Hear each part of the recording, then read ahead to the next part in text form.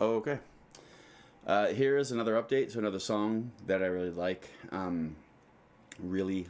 Mouth is dry. This song reminds me of New Hampshire and Landon. If you're watching this, I feel like this is something that would be cool for you to write to, but no pressure, obviously. But so this is kind of a neat song for me. I like it. Reminds me of home, like I said. A very simple song, as you can see the layout right here. I don't have any markers to tell you where the chorus and verses are because the right hand side of my keyboard doesn't work anymore.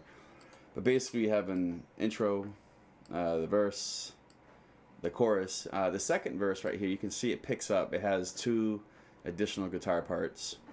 This being one of the guitar parts just broken up into 3 different tracks.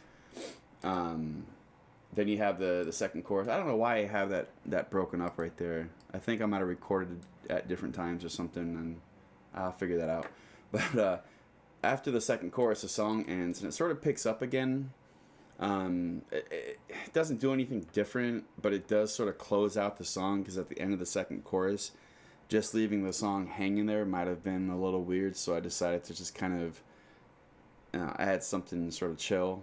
Which means I might have to go back to the chorus and add something a little more aggressive during the second chorus, so when it finally ends and the outro picks up again, it's a lot more chill. But the song fades out right from here to right there. So this is how this is how the song starts. From right here to here, it's the same guitar riff. Here to here, it's like the chorus, and then it picks up on the same guitar riff again right here. And then back to the chorus. But I kind of separated the chorus and the verses because I wanted the way I recorded it. I had to. I cannot talk tonight. I apologize. I had to sort of blend the guitars together to make it sound more natural. So basically, when I got done recording this first part right here, let me ungroup that because it's getting annoying. Right here. I ended it, and then I recorded the chorus part right here, and I had to blend it. And it's hard to do that. If I were to take this chorus clip and put it next to the verse, it would just go right to the chorus, and it wouldn't blend. And you'll hear what I'm talking about in a second. I won't demonstrate it for you because that gets boring and technical, and I don't want to do that right now. So, all right. So this is how the song starts.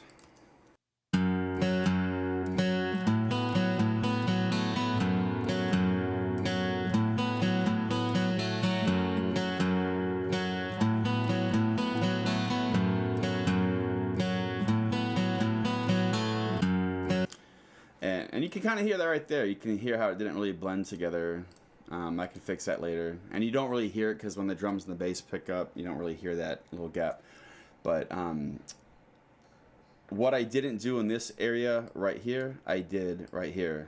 So anyway, when the verse ends and it goes into the chorus, this is how it kind of transitions, and this is what the chorus sounds like.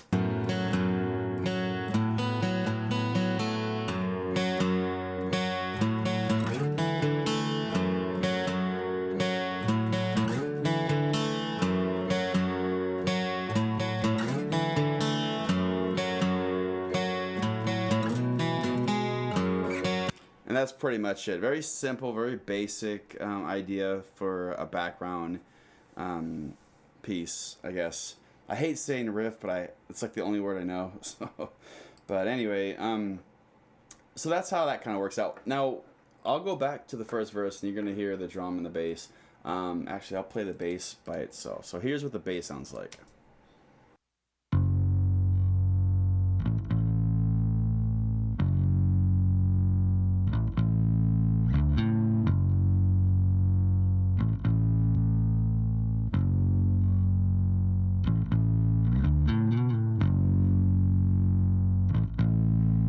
And then when it goes into the chorus, it does this.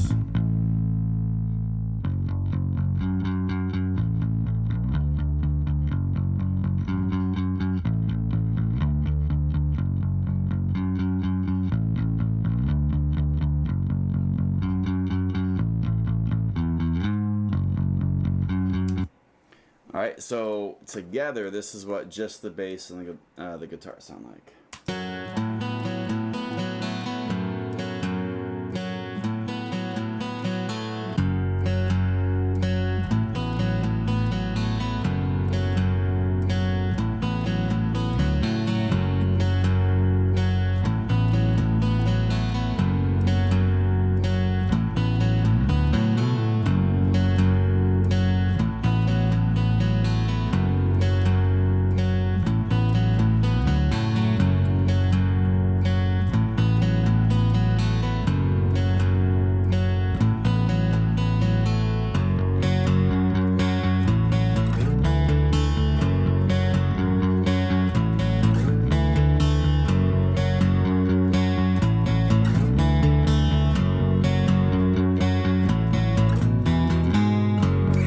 So I turn the bass up for effect, because sometimes, especially if you're not listening on headphones, it's kind of hard to hear, and sometimes it doesn't matter.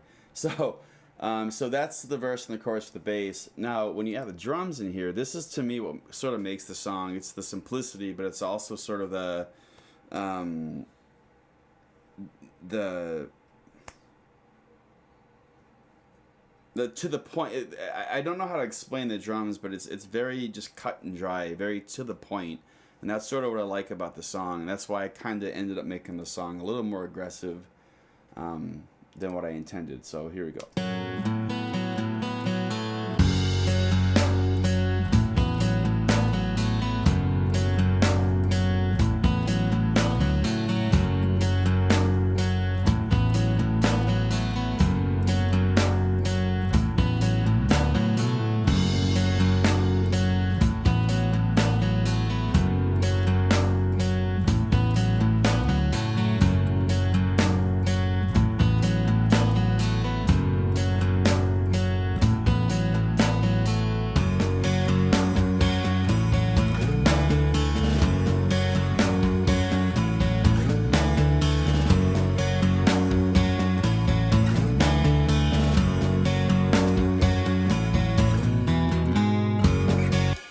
By the way, oh, there should have been a little drum fill right there. By the way, you guys are all listening to this in the same order that I wrote this song.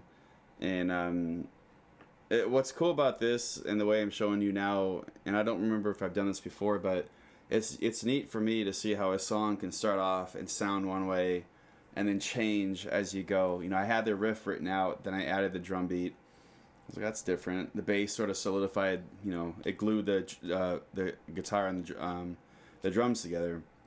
And then I added this, and I still don't know if I like it.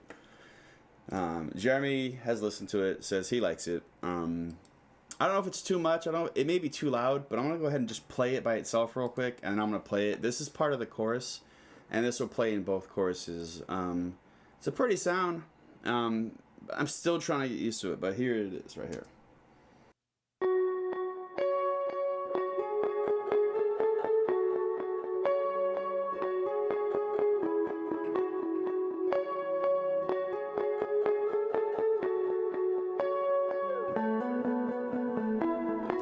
And then it does again, but then it ends like this.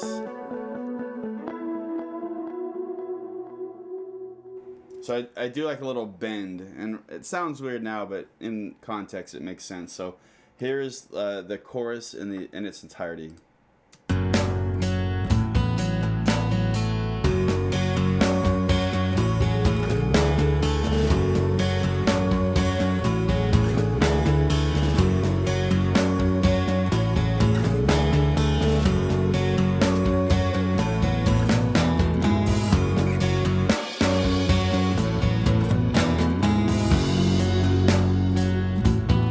So I skip there to the end of the second half, and you can hear how that bend upward sort of segues into the verse.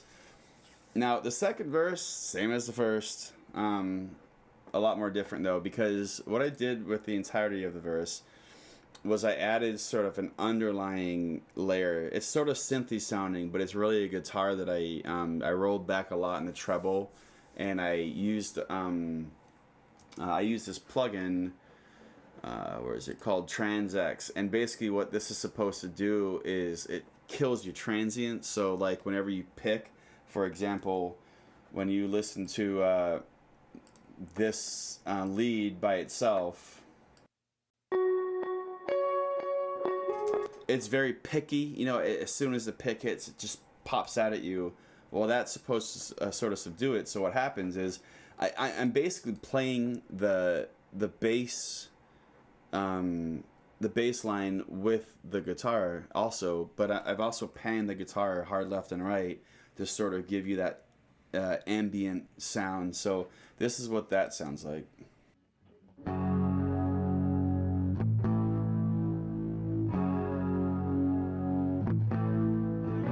It's the distortion too.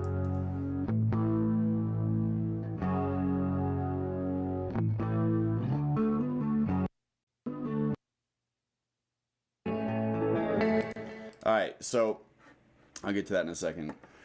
So together with the bass, this, when you have the guitar and the bass now both doing this is what it sounds like.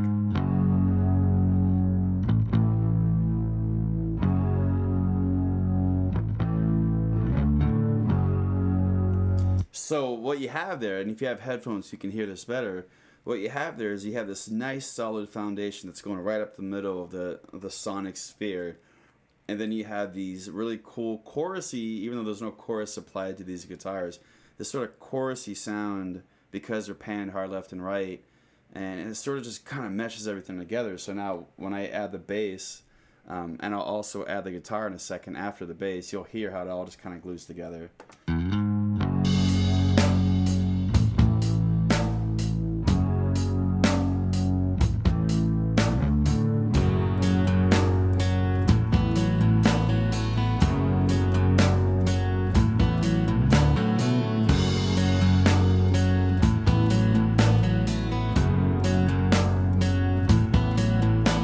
And for some reason, that reminds me of the song by the Police called Invisible Sun, I think. That's sort of like synthy undertone background. And so I thought that was kind of neat.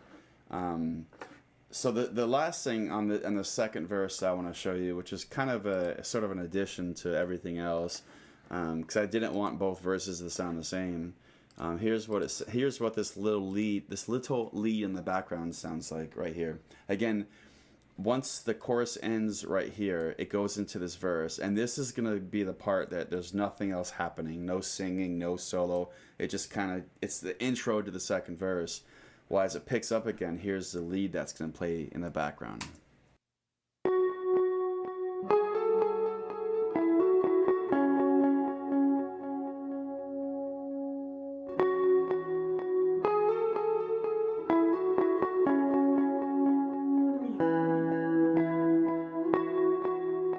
So, and it plays the same thing again. I think it does. But anyway, this is everything meshed together. I'm going to start at the end of the last chorus and play through the lead. Not the whole lead, but just enough for you to get the idea.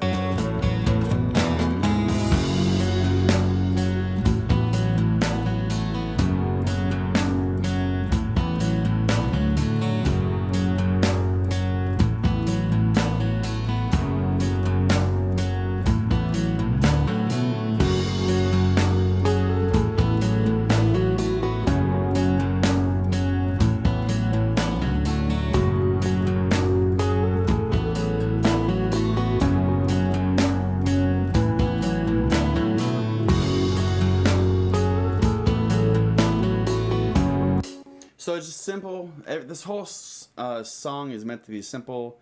Give me 1 second. I have to take care of this startup disk thing again. All right, and I'm back. So you heard the whole second verse and all that fun stuff. So I ended up writing this sort of this cool little guitar thing, and I added it to the second chorus as a way to do what I talked about before, which was adding some more aggressions, I guess, some passive aggression to the second chorus. So that way when everything ended, it kind of like chilled out and you'll hear what I'm talking about in a second. But I added this this little guitar riff right here. And I listened to it, I sat on it for a couple days, and it just didn't work out because I don't want this new album to be as busy as the things that I've done in the past. I want this to be a lot more simple. And this little guitar riff that I did, by the way, if you guys have another word that sounds more pleasing to the ears besides guitar riff, by all means. I fucking hate saying it. But anyway, it didn't work out, but I didn't want to get rid of it because it sounded really cool to my ear. So what I did as an experiment was I decided to kind of create some space in this area of the song. And so I created a big gap. And of course, I try not to copy and paste my music. I try very hard to record everything all the way through. Even something like this down here, like, yeah, you see it's broken up, but, you know, I record everything all the way through. And sometimes I spot record, but I try to be as pure as possible. But in cases like this, I just copied and pasted like some, and of course you can see I didn't use half of this shit anyways, but What I did was I decided to create sort of a post-verse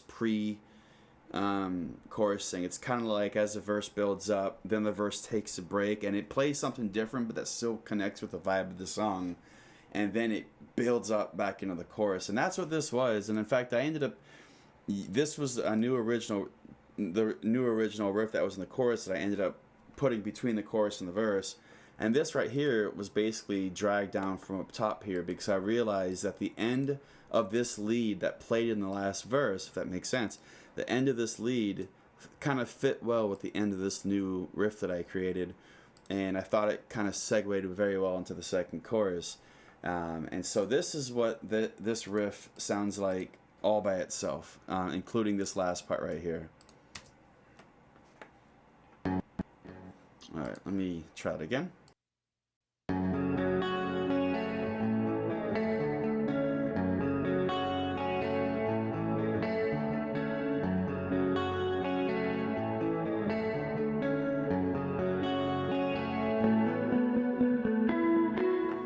And of course it fades into that lead that was in the chorus before, that leads back in the chorus.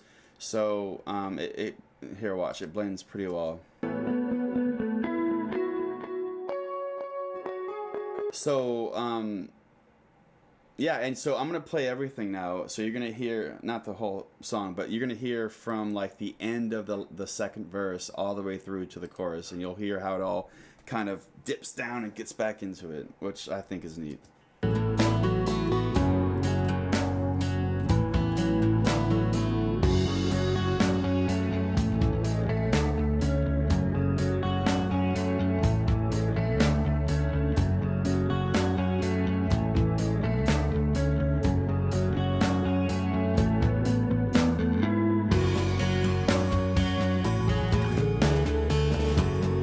I'm still going to work on the drums, and I'm still going to kind of nitpick. Most of the stuff that I'm showing you are just updates, and these are like beta versions of the product.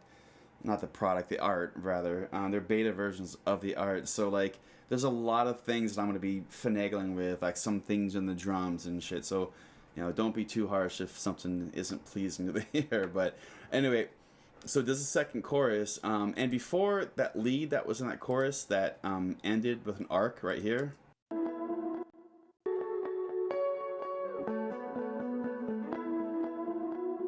Well, I don't do that at the end right here. I do that. It does this. It ends like on a down note. So what happens is when everything ends, it fades out and it goes back in the intro. So imagine this last chorus being a little like more aggressive, I guess, and then going back into the outro.